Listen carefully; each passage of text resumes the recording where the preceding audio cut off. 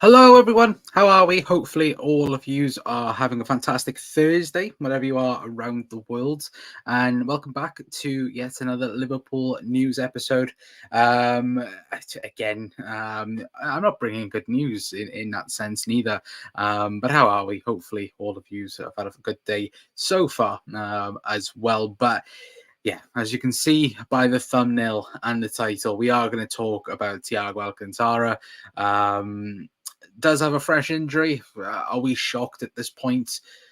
No, I think is the easy answer for that as well. But we are going to talk about Thiago in tonight's show. We're also going to talk about Xabi Alonso. There's been a bit of news that's come out tonight regarding a potential replacement for Xabi Alonso at Leverkusen if he was to leave this summer. We'll be discussing that in tonight's show. And we're also going to discuss the blue cards situation. Of course, if you guys haven't seen, supposedly a new sin bin version of blue card is going to come in at some point. We don't know when, but we will discuss that in tonight's episode as well. Of course, we're going to talk about Thiago maybe towards the back end of the show anyway. But again, let me know all of you are in the comment section down below. Hopefully, like I said, all of you have had a fantastic day so far. But we're just going to jump straight into it, chat, because, again, I want to quickly talk about the blue card situation. And I've seen plenty of people having a meltdown on social media about it. And I think rightfully so. And look, if you guys don't know what I am talking about, as you can see by here from the transfer sector, saying the blue cards are to be introduced into professional football as part of sin bin trials to be announced on Friday. The move will see players removed from the field for 10 minutes if they commit a cynical foul or show dissent towards match officials. Now, where do we want to go from here, chat? There's plenty wrong with this. Look, don't get me wrong, in rugby, it works perfectly. And of course, that's the system that they are trying to work from. But, and it's a massive but, we're talking about officials. We're talking about, for example, Premier League officials having this type of system. How well do you think that's going to work when you've got Simon Hooper and Anthony Taylor doing their jobs? Let's talk about it, right? Look, it's laughable in my sense. If they was to continue this, again, I think personally it's ridiculous in that sense as well. I genuinely don't get where they're coming from with it as well. Of course, it's FIFA or UEFA trying to create new, trying to stamp, of course, obviously dissent and so on. But look, even look at the weekend, for example. Look at Darwin Núñez, for example. If this blue card's going to come into effect, you look at that incident in particular, instead of a yellow card, he's going to be taken out of the game for 10 minutes. I'm sorry, what? Like, the fact that it's a pass and parcel to football. Are we going to give blue cards to referees that don't do their jobs properly? Are we going to do something about that? No, we're not. So why are we doing this then? Look, the way it is at the minute, in my opinion, it's fine. Of course, there's stuff that needs to be sorted out in terms of, again, certain refereeing behavior. Sure, I would 100% agree with that. But when we're talking about this type of thing, for me, it's a massive no. I don't know about you guys in the chat as well. Again, it'll just completely ruin a game of football. You're going to have 8 men against 7 men. Imagine if there's a massive bust up. What are you going to do? Send everyone off for 10 minutes? Like, come on. Like, it's laughable, I think. And look, I think they'll trial it, and I think straight away I'll just get, pushed to one side. I don't think it's any good for football. I think it's laughable as well in that sense. But why no pink card, says Chris as well. Doug's in saying most ludicrous idea I've ever made. Yeah, 100% agree with you on that, Doug. Thiago injured. Didn't know he existed. Yeah, unfortunately. So we will talk about Thiago in a minute. Yes, fella. Evening, Tom, as well. What would happen if a goalkeeper was given a blue card for dissent? don't know. Like, genuinely don't know. Someone else has them go in goal for 10 minutes and then they can go back out. That was probably a rule that they're going to make up or somewhat, but yeah, it's never going to work out. I think all of us with a brain can quite clearly see that. Anyway, but hit the nail on the head. Make football is the most simple game in the world. We bloody make it into dodgeball by doing this. Yeah, example. And of course, like I said, things need to be done in certain aspects of things. Again, when, look, I don't think referees are human beings at the end of the day. And don't get me wrong, they don't deserve as much as a boost that they do get.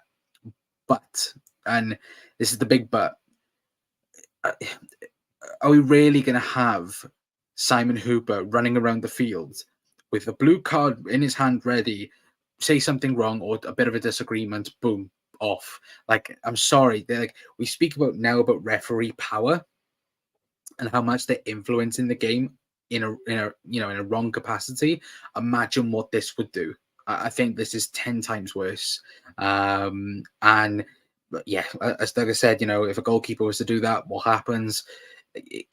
Again, I don't want to be watching Manchester City versus Liverpool and there's 8 players on the pitch at one time, or 11 to 9, and then 10 minutes after it's the opposite. Again, it's a stupid idea, a very stupid idea, and yeah, it's laughable as well. Fix VAR, fix PGMOL, fix incompetent referees in the Prem. No, let's bring blue cards for sin bins. Don't fix something that ain't broke. Yeah, 100% Doug on that. 99% are against this. They be some moron out there. Yeah, 100%. Football has been killed for decades with this. It's getting erased. Yeah, like I know plenty of people have made the argument that, oh, it's already used in non-league football. Again, don't particularly care or like it.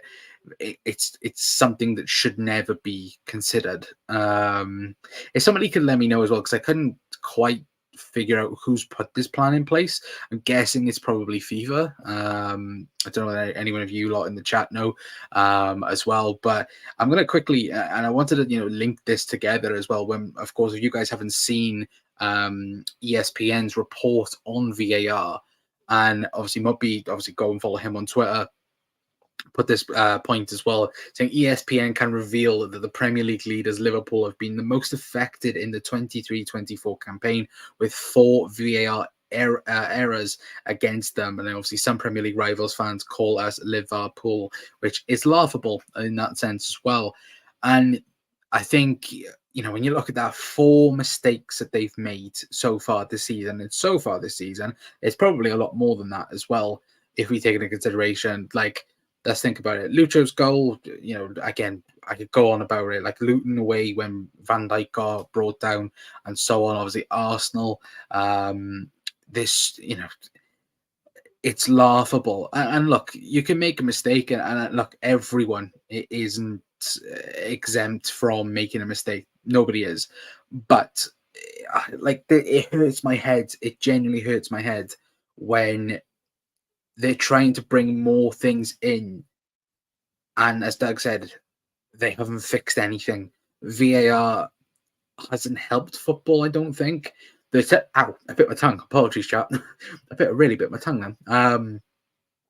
The football, like, VAR itself works, and it does. I don't think there's anyone that would argue that fact. It's the people that use it. It's the referees, it's the people back at Stanley Park. Again, there's so much wrong with them, and they need fixing first before we start talking about adding an additional thing to football and referees in that sense as well. But yeah, look, I just wanted to quickly talk about it. For me, it's laughable. I don't think anything's going to get done about it. In terms of it'll be added to football, they can trial it as much as they want, but for me, it's never going to be a thing. Personally, I could be wrong, and look, the trial might work, and they'll go, "Oh, this is such an amazing thing," and then everyone's talking about it in terms of mainstream media and so on. But look, for me, I just think that it's never going to work. in my opinion. I don't think it's ever going to work. But we will just have to wait and see, won't we? To be fair. But again, let me know your guys' thoughts in the chat down below as well.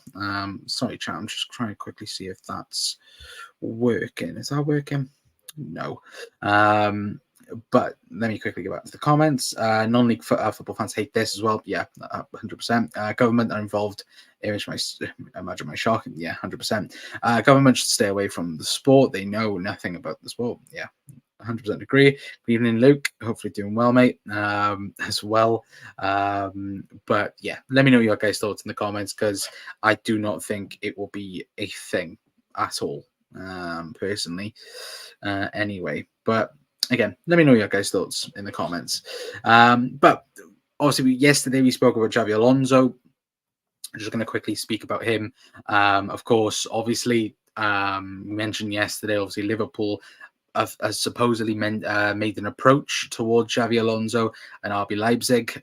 Today, this bit of news did come out from Matteo Moratto, suggesting that Bayern Leverkusen want to replace Xabi Alonso, who looks likely to leave at the end of the season, with Julian Lopetegui. Leverkusen are pushing for Lopetegui's signature, but there is still no green light from the Spaniard. Now, this is interesting as well, because Matteo Moratto also brought up the fact earlier on in an article piece that AC Milan look to be very interested in bringing him in as well.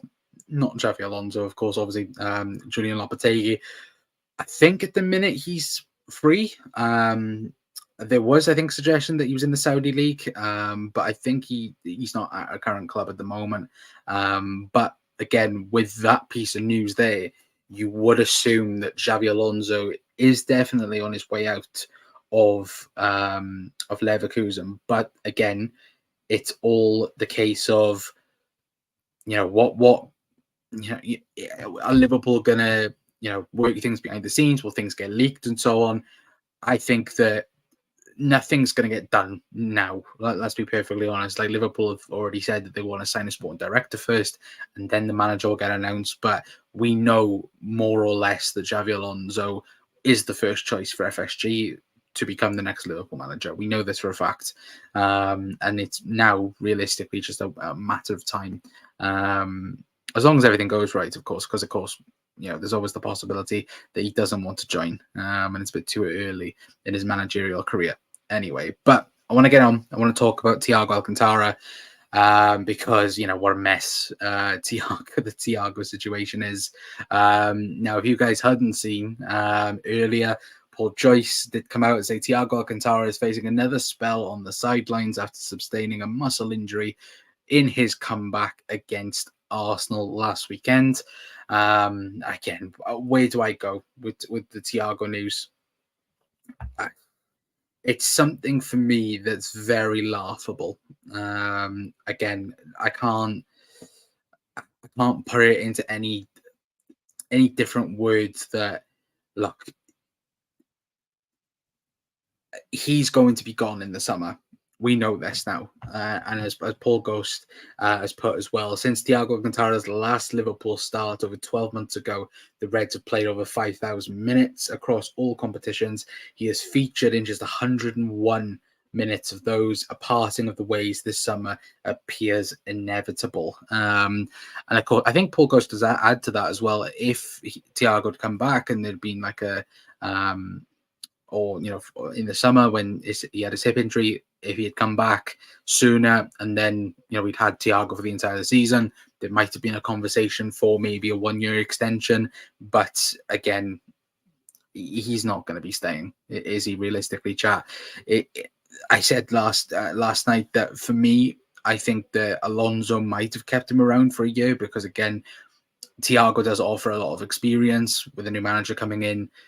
Again, you could see why Alonso might want him to stay, and I think the big but is he's just not good enough anymore. Look, the player Thiago, yeah, I think any team in world football would want him, but the availability, it's awful. I think I've seen something earlier that he in the last 12 months, Liverpool have paid him £8 million in salary, and he's played 9 minutes. Like, that's ridiculous. It's called robbing and earning, and I think that's exactly what Thiago is doing at the minute. Is he worth £200,000 per week? No. And when you think about it, that 200k a week could be used on 2 other players to bring in, or it could be brought in to bring in one particular player that Liverpool are looking at as well. So I think Thiago will leave in the summer. I think, as the title says in the thumbnail, it is inevitable that he will leave the club at the end of the season. I think it's all for the best, because, again, we'll probably find out tomorrow from Jurgen in the press conference on what will happen. But still, it's devastating, the fact that I think all of us thought that, if we got Thiago for the next 10 to 20 games of the season, then look, Liverpool could mount a challenge with an addition with Thiago. And now, if he is out for another 4, 5, 6 weeks, again, the amount of games he's missed, it just isn't good enough. And I think Liverpool will be justified in letting go of Thiago anyway. But I'm going to leave it there for tonight, guys. It was only going to be a short show. Again, thank you to everyone for tuning in. As always, let me know if you like the shorter news videos. Again, might start doing it earlier, so gets a bit more attraction. I think at 9 o'clock in the night is a bit late, I think, and that's why we're not getting as many people in. But still, if you are new, if you're around and watching this, then please hit that like button, hit that subscribe button as well. It's very much appreciated, as always. But of course, for me, look, I would have loved Thiago to stay another couple of years, and him after the hip operation to be good, but unfortunately, it doesn't look to be the case. And I think we could use his salary for a lot better on what we could do with the football club anyway, but of course with the new manager as well anyway. But like I said, I'm going to leave it for tonight, guys. Big up to you guys. Tomorrow will be match preview show for the Burnley game, and hopefully I'll see all of you guys there. But I've been calling out from the Club Council. I'll see you guys tomorrow. Ta-ra.